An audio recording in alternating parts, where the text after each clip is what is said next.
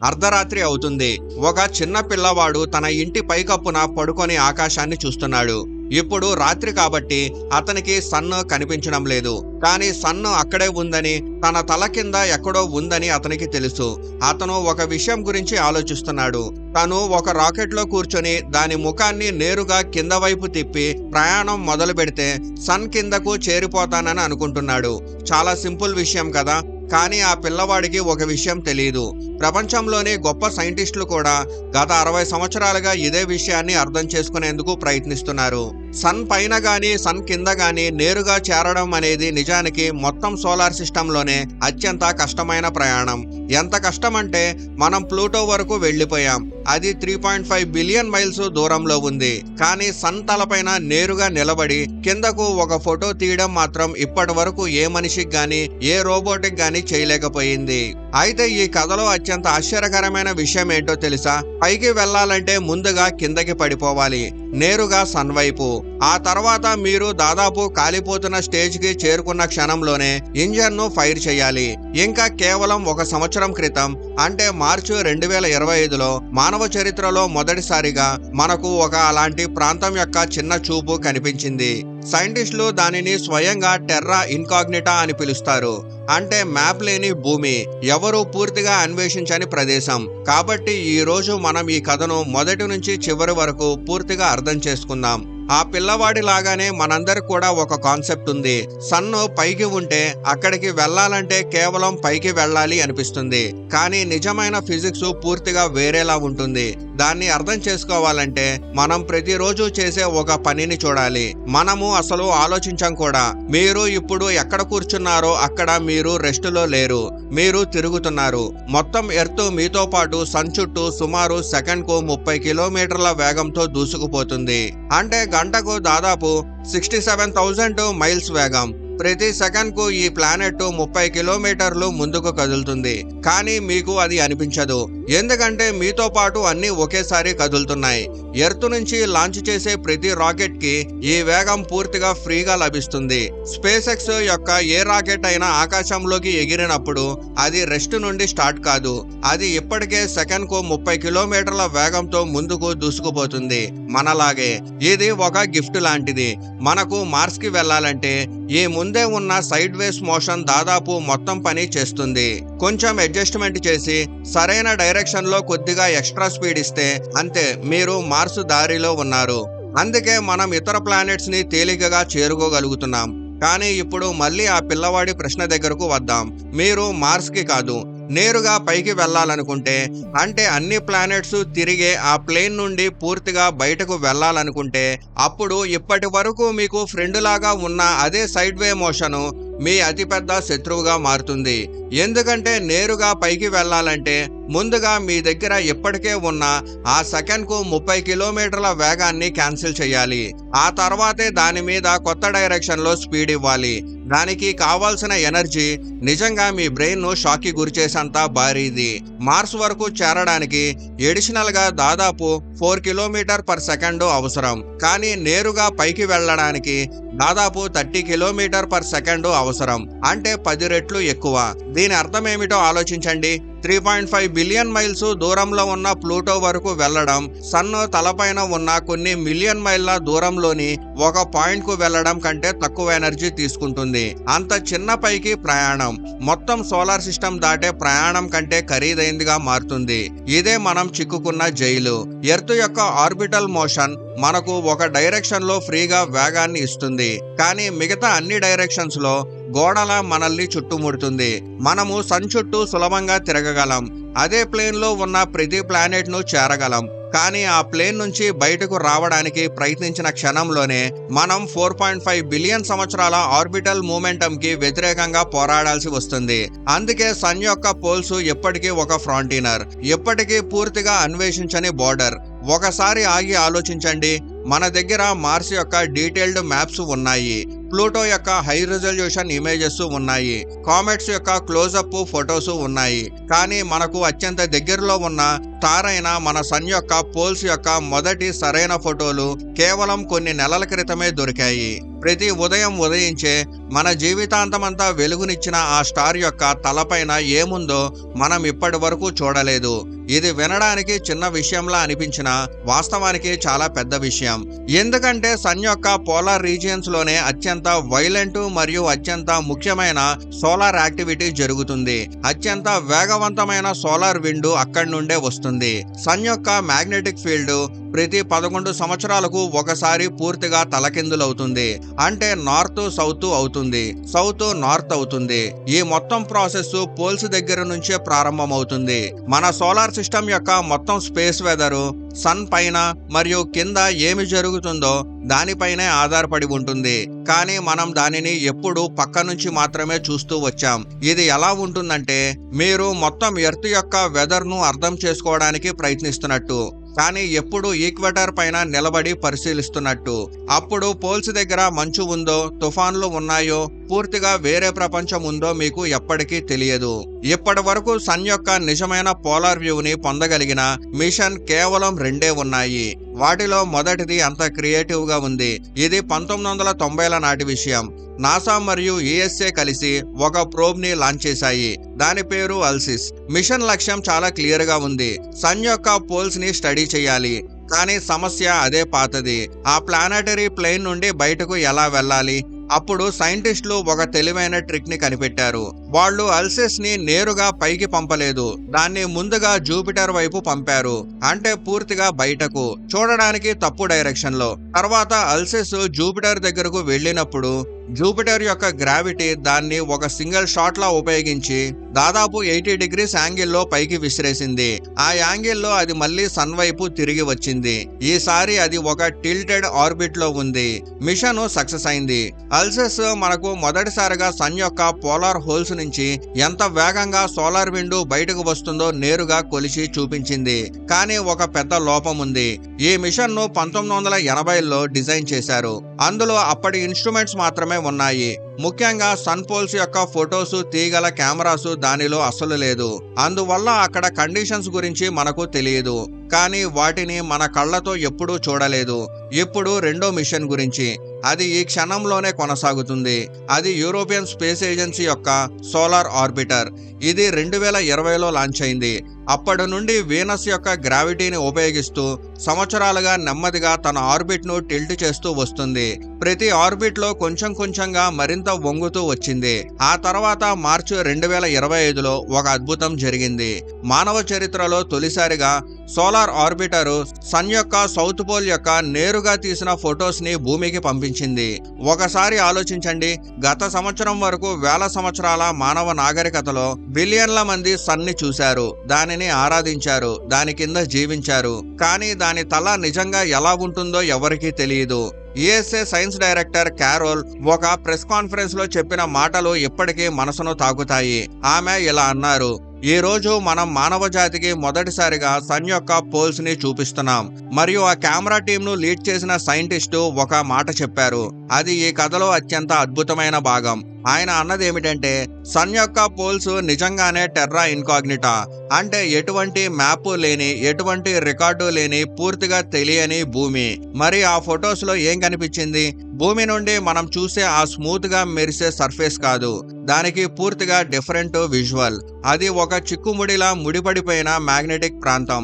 వేలాది అయస్కాంతాలను ఒకదాంతో ఒకటి అల్లేసి అవన్నీ ఒకసారి కంపిస్తున్నట్లుగా కనిపించింది. అది ఒక భయంకరమైంది, ఇంతవరకు చూడని ప్రపంచం. మనకు అత్యంత దగ్గరలో ఉన్న స్టార్ మీద, మన కళ్ళ ముందే. కానీ మనం దాన్ని ఇప్పటి వరకు ఎప్పుడూ చూడలేదు. అయితే సన్ యొక్క పోల్స్ మాత్రమే పైకి వెళ్లాల్సిన కారణం కాదు, ఇంకా ఒక పెద్ద కారణం ఉంది. అది మరింత ఆశ్చర్యకరమైంది. మన సోలార్ సిస్టమ్ బయట నుండి ఎలా కనిపిస్తుందో మనకు తెలియదు. సన్ చుట్టూ ఒక భారీ బబుల్ ఉంది. సైంటిస్టులు దాన్ని హీలియోస్పియర్ అని పిలుస్తారు. ఇది సన్ యొక్క సోలార్ విండ్ ఆధిపత్యం చలాయించే ప్రాంతం.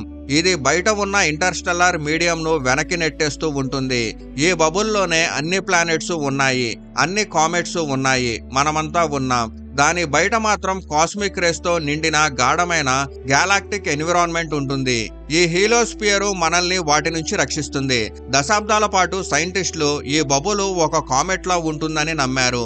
ముందు భాగంలో ఒక గుండ్రని తల, వెనుక భాగంలో ఒక పొడవైన తోక. టెక్స్ట్ బుక్స్ లో కూడా ఇదే ఉండేది. మీరు ఈ రోజు గూగుల్ చేసిన ఇలాంటి ఇమేజెస్ చాలా కనిపిస్తాయి. కానీ 2020లో మెరా ఓఫర్ అనే Boston university scientist NASA data ఆధారంగా ఒక కొత్త కంప్యూటర్ మోడల్ రూపొందించారు. రిజల్ట్ చూసి అందరూ ఆశ్చర్యపోయారు. ఆమె మోడల్ ప్రకారం హీలియోస్పియర్ అసలు కామెట్ లాంటిది కాదు. అది ఒక డెఫ్లేటెడ్ కోరిసెంట్ లా కనిపిస్తుంది. అంటే గాలి తగ్గిపోయిన క్రిసెంట్ ఆకారం, మధ్యలో వంగిన భాగం, పక్కల నుంచి బయటకు తిరుగుతూ వచ్చే 2 చిన్న జెట్స్, మరియు అత్యంత ఆశ్చర్యకరమైన విషయం, పొడవైన టైలు అస్సలు లేదు. అంటే మనం నివసిస్తున్న ఇంటి నిజమైన ఆకారం మనం ఇన్నేళ్లు ఊహించిన దానికంటే పూర్తిగా డిఫరెంట్ గా ఉండొచ్చు. మరి ఖచ్చితంగా ఎందుకు చెప్పలేకపోతున్నాం? ఎందుకంటే మనం ఈ బబుల్ ని బయట నుండి ఎప్పుడూ చూడలేదు. వైజర్ స్పేస్ క్రాఫ్ట్ బయటకు వెళ్ళాయి, కానీ అవి కూడా దాదాపు అదే ప్లానెటరీ ప్లేన్ లో పక్క డైరెక్షన్ గా ప్రయాణించాయి. యూస్ఫుల్ డేటా ఇచ్చాయి, కానీ లిమిటెడ్ గానే ఇచ్చాయి. ఇప్పుడు నాసా ఒక కొత్త మిషన్ పైన పనిచేస్తుంది. దాని పేరు ఐమ్యాప్, అంటే Interstellar mapping and acceleration probe. ఇది సెప్టెంబర్ 2025లో లాంచ్ అయింది. జనవరి 2026లో తన స్థానం చేరుకుంది. ఇప్పుడు అది హీలియోస్పియర్ బౌండరీను లోపల నుంచి మ్యాప్ చేస్తుంది. కానీ ఈ మొత్తం బబుల్ యొక్క నిజమైన ఆకారాన్ని చూడడానికి ఒకటే మార్గం ఉంది. పైకి వెళ్ళాలి, తర్వాత వెనక్కి తిరిగి కిందకి చూడాలి. అది ఇప్పటి వరకు ఏ స్పేస్ క్రాఫ్ట్ చూడని వ్యూ. ఇప్పుడు అసలు ప్రశ్న, ఈ వర్టికల్ ఎస్కేప్ సమస్యను ఎలా పరిష్కరిస్తాం? దీనికి ఆన్సరు ఒక పెద్ద రాకెట్ నిర్మించడం కాదు. 30 కిలోమీటర్ల ఆర్బిటల్ మోషన్ ను క్యాన్సిల్ చేయడానికి కావాల్సిన ఫ్యూయల్ ను ఏ ప్రాక్టికల్ రాకెట్ కూడా మోయలేదు. మ్యాథమెటిక్స్ పనిచేయదు. కానీ ఒక సొల్యూషన్ ఉంది. అది అంతా కౌంటర్ ఇనిషియేటివ్ గా ఉంటుంది. వింటే జోక్ లాగా అనిపిస్తుంది. దానిని ఓబెర్త్ మాన్యూర్ అంటారు. ఈ ఐడియా యొక్క లాజిక్ పూర్తిగా తలకిందులుగా ఉంటుంది. పైకి వెళ్లాలంటే రాకెట్ ను పైకి తిప్పడం కాదు, అసలు ఆపోజిట్ గా చేస్తారు. స్పేస్ క్రాఫ్ట్ ను నేరుగా సన్ వైపు పడేస్తారు. అంటే లోపలికి, కాలిపోతున్న సన్ వైపు దాన్ని పడిపోనిస్తారు. సన్ యొక్క గ్రావిటీ దాన్ని ఇంకా ఇంకా వేగవంతం చేస్తుంది. ఒక లోయలో పడే రాయిలాగానే. అది సన్ కు అత్యంత దగ్గరగా చేరే సమయానికి దాని వేగం సెకన్కు 100 కిలోమీటర్ల వరకు చేరుతుంది. బహుశా 100 km/s కంటే కూడా ఎక్కువ. అదే కీలక క్షణం. అది దాదాపు కాలిపోతున్న సమయం. అప్పుడే ఇంజన్ ను ఆన్ చేస్తారు. ఎందుకంటే 1929లో హెర్మన్ ఆర్బిట్ అనే సైంటిస్టు ఒక సాధారణ విషయాన్ని రాశాడు. ఒక రాకెట్ బర్న్ అధిక వేగంతో మరియు లోతైన గ్రావిటీ వెల్లో చేసినప్పుడు చాలా ఎక్కువ ఎఫెక్టివ్ గా ఉంటుంది. అదే ఫ్యూయల్. కానీ సన్ కు అత్యంత దగ్గరగా ఉన్న పాయింట్ లో దాన్ని బర్న్ చేస్తే అది అనేక రెట్లు ఎక్కువ ఎనర్జీని ఇస్తుంది.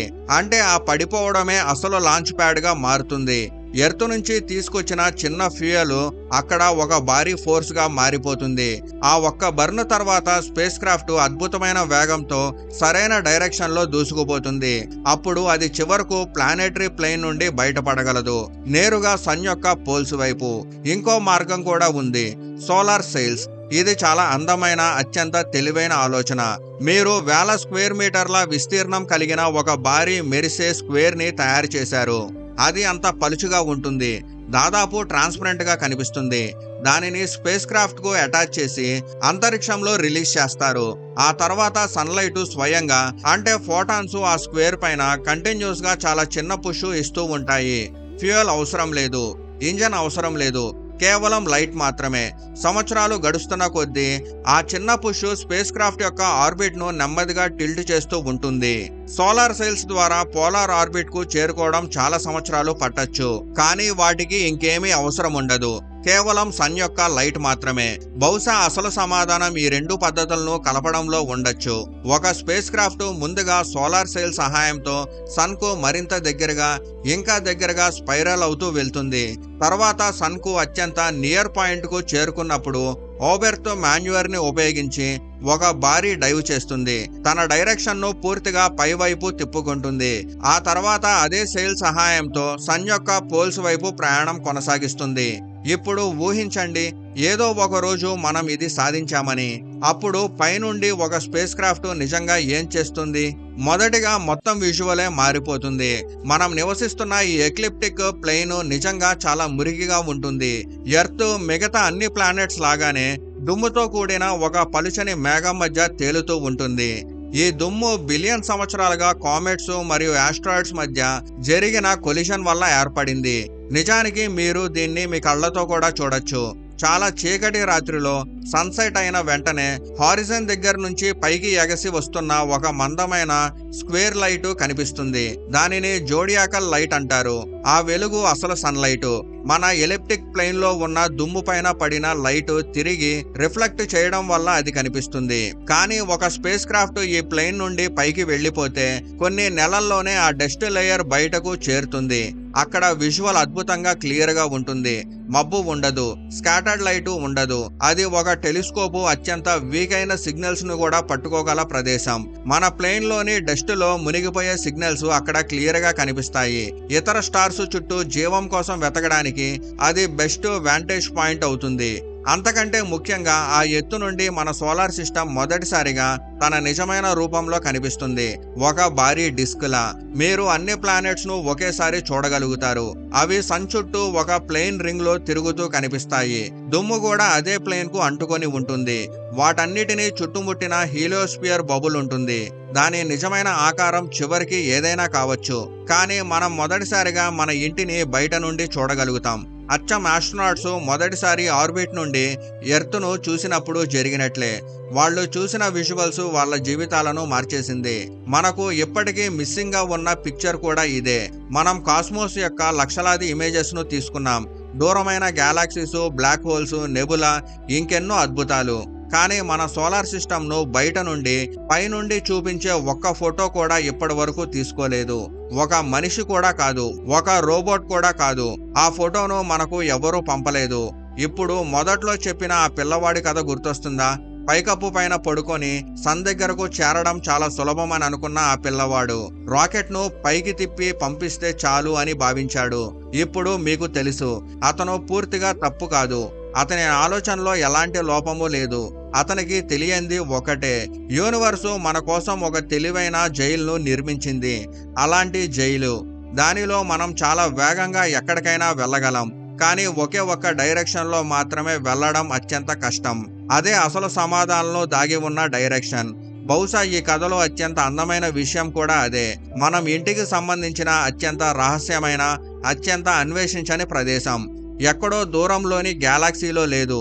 అది మన సొంత సన్ యొక్క తలపైన ఉంది. ప్రతిరోజు, ప్రతి రాత్రి ఎప్పటి నుంచో మన తలపైనే ఉంది. మరి ఇప్పుడు 60 సంవత్సరాల కల తర్వాత మనం నెమ్మదిగా అక్కడికి చేరుకునే మార్గాన్ని కనుక్కుంటున్నాం. కాబట్టి ఇప్పుడు మీరు కామెంట్స్ లో చెప్పండి, నేరుగా సన్ పైకి వెళ్లే మొదటి మిషన్ ను డిజైన్ చేసే అవకాశం మీకు వస్తే మీరు ఏ పద్ధతి పైన ట్రై చేస్తారు? సోలార్ సెల్ ని ఉపయోగించే నెమ్మదైన, ఓర్పు అవసరమైన సంవత్సరాలు పట్టే మార్గమా, లేదా ఓబెర్తో డ్రైవ్ ఉపయోగించే సన్ వైపు పడిపోతూ చివరి క్షణంలో ఇంజన్ ను ఫైర్ చేసే హింసాత్మకమైన మార్గమా? బాగా ఆలోచించి చెప్పండి.